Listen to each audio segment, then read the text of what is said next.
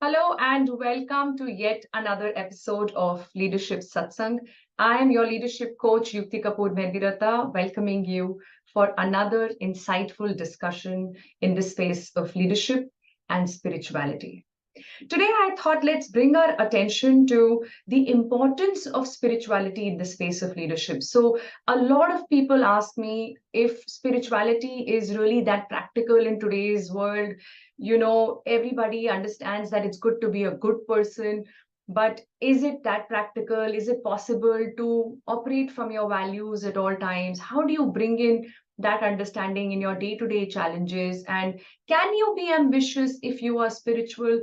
And so on and so forth. There are lots and lots of questions that we all have when we talk about spirituality and leadership in the same sentence. So let us go a level deeper into this space and see if there is a connection between the two and does it really help to bring both of them together. I want to warmly welcome and thank every single person, every single leader who's joined me live for this Leadership Satsang. Thank you so much for making time and for being a part of my Tuesday evening. 8 p.m. IST is the time zone we are in right now. And I'm really, really grateful to each one of you who makes sure that you join in and be a part of this satsang session. The questions that I pick are questions from you. The intent that we have through this platform is to answer those questions. So if you have any question in the space of leadership or spirituality, please feel free to write to me. My email ID is yukti@sbyacademy.com. What we're going to talk about today is also coming from some of those questions which we have clubbed together and kind of brought it under the space of spiritual leadership. So let's start the decoding first. Let's look at what the term spiritual leadership means. What does it really mean when we call somebody a spiritual leader? See, if you Google and you go on Google right now and you type spiritual leader, it'll probably show you some religious gurus, some religious leaders, some content on maybe Christianity or something on those lines. And that is because no matter what we say, many of us are still confused between what is spirituality and what is religion.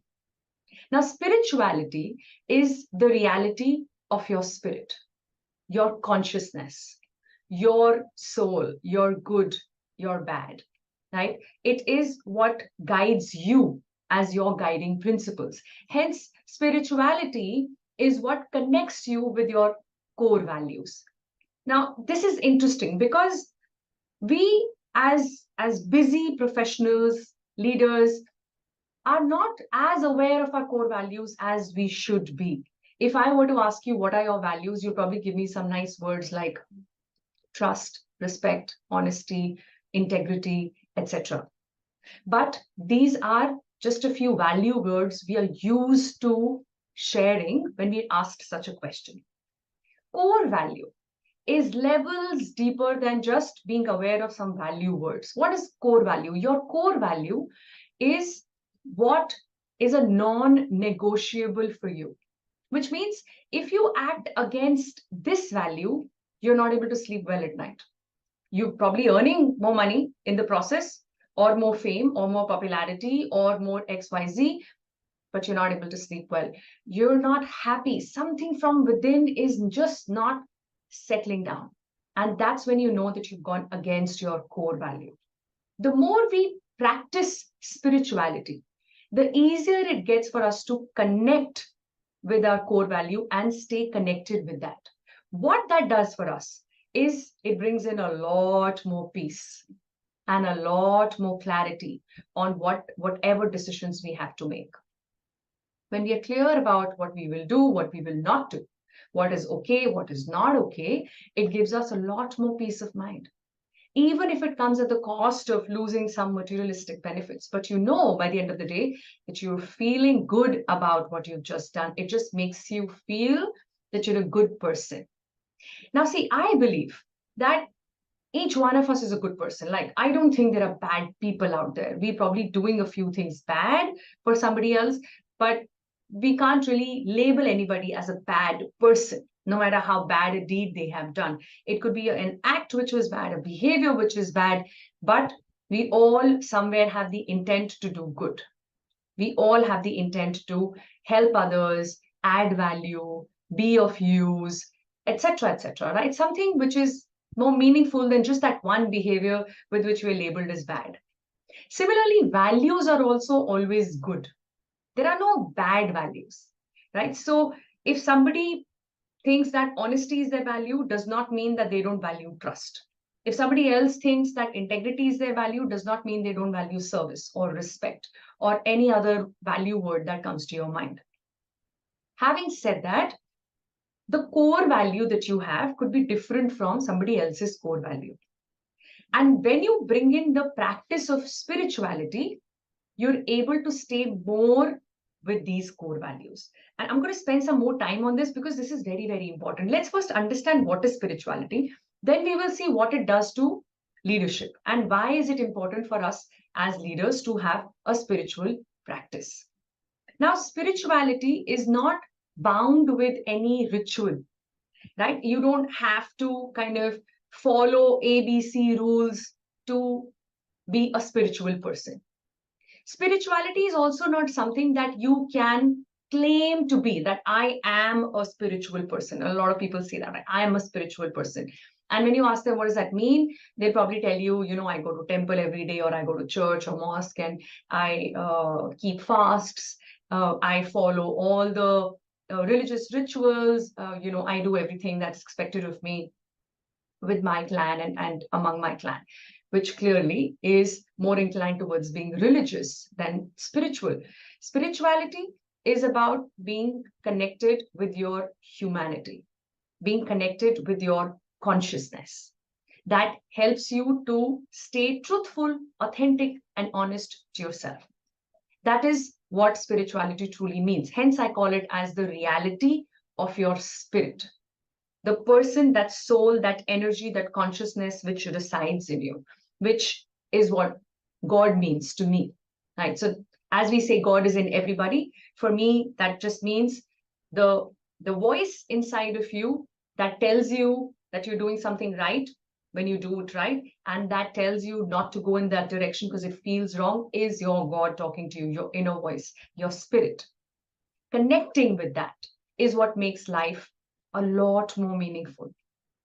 And leadership is no exception. Now let's see how this gets translated into leadership. So you see, there are lots of different school of thought around the levels of leadership. So somebody could say that these are the 5 levels of leadership. Somebody else would define it as something else.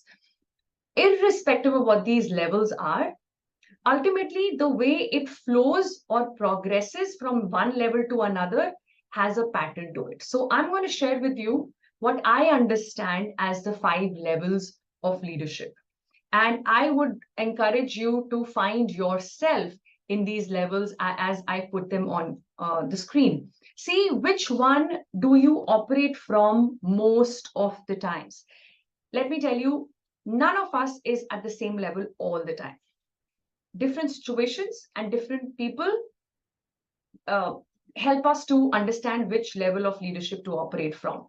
Having said that, some of us operate from one of these levels a lot more than others. So what you need to do, as always, with a very candid self-assessment, understand these 5 levels as I explained and see where do you operate from most of the times. So let's look at these 5 levels. To my mind, the lowest or the first level of leadership is what I call as a transactional leadership. Transactional leadership means when you are a task-oriented leader, when you focus on what needs to be done and you know how to get it done from others.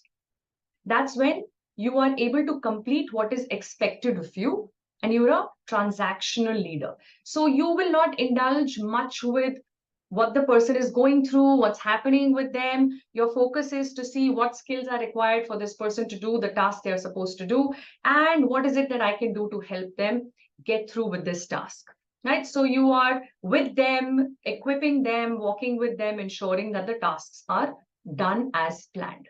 This is the first level of leadership, which I call as a transactional leadership. You are at a transactional level with other people. And then you elevate yourself to the next level of leadership. And that is what I call as effective leadership. Now here, you're not just task-oriented, you're also result-oriented. In fact, you will allow people the flexibility to choose their own path or method as long as they are able to deliver the result that you want from them. Now, if this means you need to counsel them once in a while, you will do that.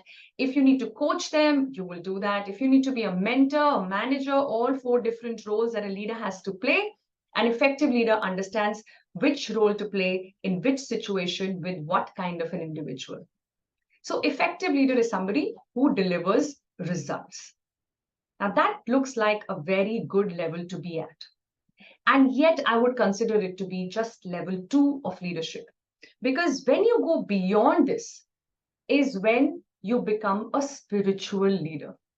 A spiritual leader is someone who does not blame others for what is not done or what goes wrong. Spiritual leader is somebody who knows how to look within and work on himself or herself as a person to elevate our own ability to lead before we start blaming other people who have to be led by you and then find reasons why they cannot be led effectively because there's something wrong with them. A spiritual leader brings in the comfort to self-reflect, brings in the comfort to go deeper within and visit those dark corners of life, whether it is the present or the past. Spiritual leader is somebody who understands that I am forever work in progress, but also understands where is the scope for progress. So there is no charm in calling yourself as a work in progress. It just sounds very cool. I see a lot of people on LinkedIn talking about how they believe they're a work in progress. A lot of respect for that. But my only request is to go just a level deeper and check, are you aware of what progress you're making and in what direction? Like, what does that work even mean if you're not clear about what progress is going to look like? You know what I'm saying? So here is my, let's say, imperfection or weakness, or here is where my ego takes over, or here is where I lose grip on my emotions. Am I working towards managing my emotions better? That is some work to be done. And if I'm doing this work, I'm making progress. Am I working on overcoming my ego? Now, if that is what I need to achieve, then I know whether I'm making progress in that or not. So what do you want to do? What do you want to improve about yourself? When that comes out clear to you is when work in progress is possible, isn't it? Otherwise, how will you make any progress? So spiritual leader is somebody who can run that internal SWOT honestly and time and again, and then identify what are the areas where I need to make progress so that I can lead in a more authentic manner, bringing in a lot more compassion. And then you go to a level where you become a servant leader, when you realize that your skills are to be used to serve the ones you lead. And while I show you 4 levels here up on the screen, I'm calling this as 5 levels of leadership because there is a 5th one beyond servant leadership, and that is transformational leadership. Transformational leadership is not something that you can claim to be. Transformational leadership is what you are perceived as. Somebody would perceive your contribution in such a manner that they believe you are transforming the space that you're a part of. Right? When they see that you've been able to bring that change, or because of your leadership abilities, this whole place has changed from this cannot be done, that cannot be done, to everything is possible. And when we come together, we can do anything and everything can happen. That shift in mindset, that transformation is led by a transformational leader somewhere there. And hence, transformational leadership, or the level 5 leadership, as I call it, is something that you attain, you don't achieve. You don't go and say that I'm going to do these 5 things differently, or I'm going to do this and that, and I will call myself a transformational leader. You are looked up to as one. You don't claim yourself to be one. Though you can claim yourself to be